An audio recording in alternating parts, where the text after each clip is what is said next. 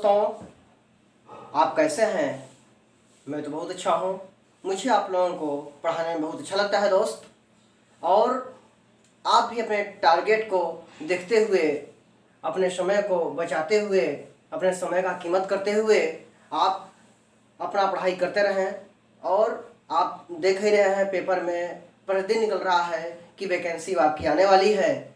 और आप अपने हिंदी पाठशाला यूट्यूब चैनल से जुड़े रहें दोस्त। मिर्ज़ापुर में एकमात्र ऐसा यूट्यूब चैनल है जो आपको हिंदी और संस्कृत के समस्त कंपटीशन क्लास के लिए सबसे परफेक्ट है दोस्त। और अगर आप अपने यूट्यूब चैनल हिंदी पाठशाला से जुड़े हुए हैं तो आपको इसके अलावा कहीं जाने की दोस्त ज़रूरत नहीं है। आज हम लोग हिंदी पर चलेंगे दोस्त। और हिंदी में अगला टॉपिक हमारा क्या होगा आज होगा वाच्य। ठीक, आज हम लोग जानेंगे कि वाच्य क्या है, वाच्य किसे कहते हैं, वाच्य कितने प्रकार का होता है। ठीक, तो आज हम लोग दोस्त यह जानेंगे कि वाच्य क्या है। अगला टॉपिक वाच्य है हम लोगों का। तो देखिए, आज हम सबसे पहले जानते हैं कि वाच्य कहते किसे हैं या वाच्य क्या है। इसके पहले दोस्त आपने एक चैप्टर पढ़ा था वाक्य। ठीक, वाक्य का ही यह एक स्वरूप है दोस्त। वाक्य का ही यह एक स्वरूप है वाच्य, जिसको आप जानते हैं कि वाक्य किसे कहते हैं। दो या दो से अधिक शब्दों के मेल को हम जो है कि एक वाक्य कहते हैं। लेकिन अब यहाँ शब्द ही है दोस्त। लेकिन यहाँ पर हम जो है कि वाच्य को हम तीन तरह से पढ़ते हैं कि किसी वाक्य में कर्ता की प्रधानता होती है, किसी वाक्य में कर्म की प्रधानता होती है, और किसी वाक्य में भाव की प्रधानता होती है। ठीक, यह वाच्य वही है जिसको अंग्रेजी में आप लोग वॉइस कहते हैं, अर्थात एक्टिव वॉइस, पैसिव वॉइस, जिसको आप बाई लगा करके जो है कि परिवर्तित कर देते हैं पैसिव में। तो अब देखिए, जो वाच्य होता है दोस्त, ये तीन प्रकार का होता है। अर्थात इसका वर्णन आप तीन जो है कि भागों में करते हैं। पहला होता है कर्तृवाच्य, दूसरा होता है कर्मवाच्य, और तीसरा होता है आपका भाववाच्य। ठीक है, तो आप समझ गए। अब आप ऐसे समझें कि जैसे तीन जो है कि अपने अपने एरिया के तीन गुंडा हो गए, बदमाश जिसे कहते हैं, और तीनों अपने अपने एरिया में मारे गए दोस्त। आप समझ गए ना। अब जैसे मान लीजिए इसे भाव है जो, तो भाव का जो है वह भाव उत्पन्न करेगा। जो कर्म का है उसमें कर्म की प्रधानता होगी, इसमें भाव की प्रधानता होगी, अर्थात कर्तृ में कर्तृ की प्रधानता होगी। अर्थात तीनों जो गुंडा हैं, ये जो तीनों जो है कि बदमाश हैं आपके सामने, इनके एरिया में जाएंगे तो इनका जो है कि अपना अपना प्रभाव होगा और प्रधानता इन्हीं की होगी दोस्त। ठीक, अब जैसे मान लीजिए कि किसी आप गुंडा के क्षेत्र में जाएंगे तो प्रभाव भाई उसी का होगा ना। तो यहाँ पर ये जो है कि इनके आप क्षेत्र में रहेंगे तो इनका प्रभाव, इनके क्षेत्र में रहेंगे तो इनका प्रभाव, और इनके क्षेत्र में रहेंगे तो दोस्तों इनका प्रभाव।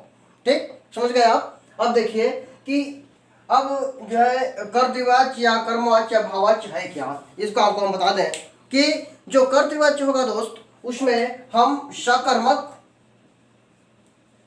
और अकर्मक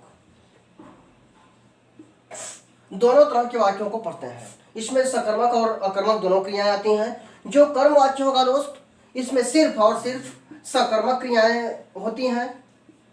और जो भाववाच्य होता है, इसमें जो है अकर्मक क्रियाएं होती हैं। इसमें अकर्मक क्रियाएं होती हैं और इसमें नकारात्मक वाक्य भी होते हैं। नकारात्मक वाक्य भी इसमें होते हैं। ठीक है, आप समझ गए। अब कर्तृवाच्य कहते हैं किसे हैं। जिस वाक्य में कर्ता की प्रधानता हो उसे कर्तृवाच्य, जिस वाक्य में कर्म की प्रधानता हो उसे कर्मवाच्य, और जिस वाक्य में भाव की प्रधानता हो उसे भाववाच्य कहते हैं दोस्त। और आप समझ गए। अब हम एक उदाहरण लेंगे। एक उदाहरण से आपको हम जो है कि तीनों वाक्य में आप समझ जाएंगे। जैसे मान लीजिए लिखा है क्या कि राम पुस्तक पढ़ता है। राम पुस्तक पढ़ता है। ठीक, अब आप देख रहे हैं कि राम क्या करता है दोस्त, राम करता हो गया, और जो है कि क्रिया इसकी क्या हो गई, पढ़ना इसकी क्रिया हो गई, और पुस्तक क्या हो गया दोस्त, इसका कर्म हो गया। लेकिन जो यह करता है, इसमें जो है कि पूरा प्रभाव राम पर जा रहा है कि क्रिया कौन कर रहा है, राम कर रहा है। ठीक है, तो यहाँ पर ऐसे सेंटेंस कर्तृवाच्य के अंतर्गत आते हैं दोस्त। और जो मैंने सकर्मक और अकर्मक का नाम लिया, अब सकर्मक अकर्मक क्या है। सकर्मक अकर्मक आपकी क्रिया में हम पढ़ा चुके हैं। जिस क्रिया में श माने होता है शर्त, जिस क्रिया में कर्म साथ हो उसे सकर्मक, जिस क्रिया में अ माने नहीं, जिस क्रिया में कर्म साथ हो उसे अकर्मक क्रिया कहते हैं। इसकी चर्चा हम लोग जो है क्रिया में दोस्त कर चुके हैं।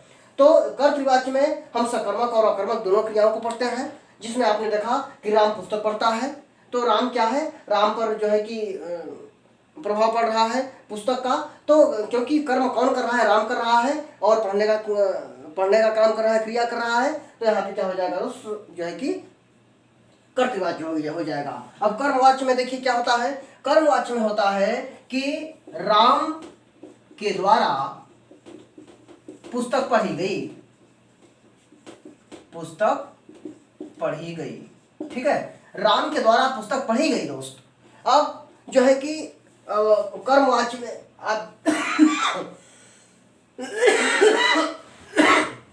आपने देखा कि राम के द्वारा पुस्तक पढ़ी गई, ठीक। अब कर्मवाच्य में आप देखेंगे दोस्त, जैसे कर्तृवाच्य में आपने देखा कि पहले कर्ता लिखा जाता है, तो कर्मवाच्य में पहले कर्म लिखा जाता है, अर्थात कर्म पर जो है कि दबाव डाला जाता है कि राम के द्वारा क्या हुआ, यहाँ पुस्तक पर प्रभाव पड़ रहा है दोस्त कि राम के द्वारा पुस्तक पढ़ी गई है, ठीक है। यहाँ जो है प्रधानता राम की नहीं पुस्तक की हुई, अर्थात इस वाक्य में दो तरह के आप वाक्य पाएंगे, या तो पाएंगे आप पुस्तक पढ़ी गई, पुस्तक पढ़ी गई, या तो आप इस तरह से दोस्त पाएंगे, या तो फिर द्वारा लगा रहेगा।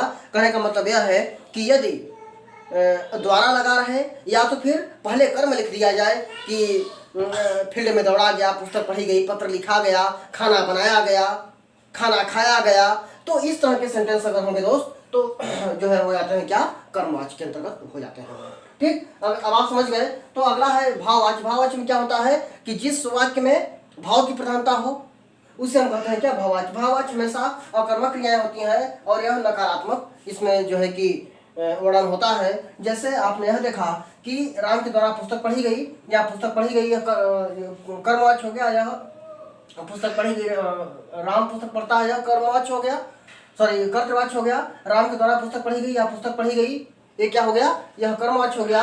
अब भाववाच्य में देखिए क्या होगा, जिसमें सिर्फ अकर्मक क्रिया होता है दोस्त, अर्थात इसमें कर्म नहीं होता। जैसे यह रहेगा कि राम पढ़ता है, राम क्या करता है, पढ़ता है। अब देखिए यहाँ पे कर्म नहीं है, ठीक, यहाँ पे कर्म नहीं है, लेकिन आप यह जान लीजिए कि पढ़ना सकर्मक क्रिया ही है, क्योंकि कोई भी व्यक्ति पढ़ता है तो वह किसी के माध्यम से ही पढ़ता है, तो यहाँ पे सकर्मक क्रिया है। लेकिन यहाँ हम समझाने के लिए आपको कह दे रहे हैं कि जैसे मान लीजिए कि हो जाएगा कि राम सोता है, राम क्या करता है, सोता है, या यह रहेगा कि राम बिस्तर पर सोता है, तो वहाँ पर बिस्तर कर्म नहीं है दोस्त, वहाँ बिस्तर क्या है, कर्म नहीं है, वह जो है कि भाववाच्य में आता है और यह अकर्मक क्रिया के अंतर्गत होता है, ठीक। तो अब आप देखेंगे कि नकारात्मक में हम इसको, इस सेंटेंस को हम कैसे भाव में बनाते हैं कि राम से पढ़ा नहीं जाता है, राम से पढ़ा नहीं जाता है, इस तरह के सेंटेंस होंगे, तब आप जान जाएंगे कि यह जो है कि भाववाच्य है। क्योंकि भाववाच्य में नकारात्मक सेंटेंस का वर्णन होता है, जैसे राम से पढ़ा नहीं जाता, राम से खाया नहीं जाता, राम से देखा नहीं जाता, राम से खेला नहीं जाता, राम से सोया नहीं जाता, इस तरह के सारे सेंटेंस दोस्त होते हैं जिसमें जो है कि नकारात्मक वाक्य में, इसे ही हम भाववाच्य कहते हैं। समझ गए आप।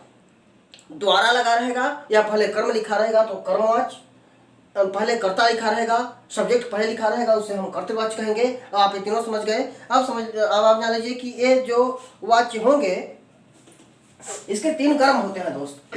5 मिनट का और बचा है, इसको भी आपको समझा देते हैं। इसमें जो है कि 3 कर्म होते हैं, जो वाच्य होते हैं, वाच्य के 3 कर्म होते हैं, इसको बता दें। इस 3 कर्मों में यहाँ प्रयोग होता है, इसका प्रयोग देख लीजिए क्या है। पहला कर्तरी, दूसरा कर्मणि, और तीसरा होता है दोस्त भावे। सेम वही चीज है कर्तरी में, कर्मणि में और भावे में, ठीक। इसमें जो है कि क्या होता है कि लिंग वचन और पुरुष का इसमें दोस्त वर्णन होता है, ठीक है। अब जैसे कर्तरी क्या है, जैसे मान लीजिए कि सेंटेंस लिखा है कि राम पुस्तक पढ़ता है, ठीक है, तो यह कर्तरी में हुआ, ठीक, इसमें कर्ता की प्रधानता है। अब इसमें यह चीज होता है कि जो कर्ता होगा उसकी क्रिया जो है कि उसमें कर्ता की प्रधानता होगी और कर्ता उसका जो क्रिया होगी कर्ता के अनुसार होगी। इसका मतलब कर्तरी का मतलब यह होता है। ठीक, अब कर्मणि क्या होगा? कर्मणि में कर्म की प्रधानता होगी और इसमें जो कर्ता हो, ये जो होगा क्रिया होगा यह कर्म के अनुसार होगा। जैसे लिखा रहेगा क्या कि पुस्तक पढ़ी गई, पुस्तक पढ़ी गई। ठीक है, अब पुस्तक पढ़ी गई, पुस्तक अब चूंकि पढ़ी क्यों लिखा गया, पढ़ी गई क्यों लिखा गया दोस्त? क्योंकि जो पुस्तक है वह स्त्रीलिंग है। जो पुस्तक है क्या है? स्त्रीलिंग है। तो स्त्रीलिंग के अकॉर्डिंग कर्म के अनुसार हम जो है कि पढ़ी गई अर्थात क्रिया को हमने भी स्त्रीलिंग में कर दिया। तो कहने का मतलब है कि जो कर्तरी में होगा वह कर्ता के अनुसार क्रिया होगी, कर्मणि में कर्म के अनुसार होगी और भाव में आप जानते हैं कि इसमें कर्म होता ही नहीं है। बस क्या रहेगा इसमें? राम पढ़ता है, राम पढ़ता है। ठीक है, या यह हो सकता है कि राम से पढ़ा नहीं जाता है। तो इस तरह के सेंटेंस जब आ जाते हैं तो आप जो है कि भाव के अंतर्गत आते हैं और इसे भावे हम कहते हैं दोस्त। तो कहने का मतलब यह है कि जो वाच्य है वह 3 प्रकार का होता है, इसका प्रयोग भी 3 जो है कि प्रकार के होते हैं, आपने देख लिया। तो हम लोगों का जो वाच्य का चैप्टर था दोस्त समाप्त हुआ। तो और हम लोग अगले वीडियो में अब मिलेंगे। तो ठीक है दोस्त, तब तक के लिए हम जो है अगले वीडियो में मिलेंगे। तब तक के लिए दोस्तों नमस्कार। और आप अगले वीडियो के लिए अपना जो है अगले वीडियो में आप अगले टॉपिक को पढ़ेंगे। ठीक है दोस्त।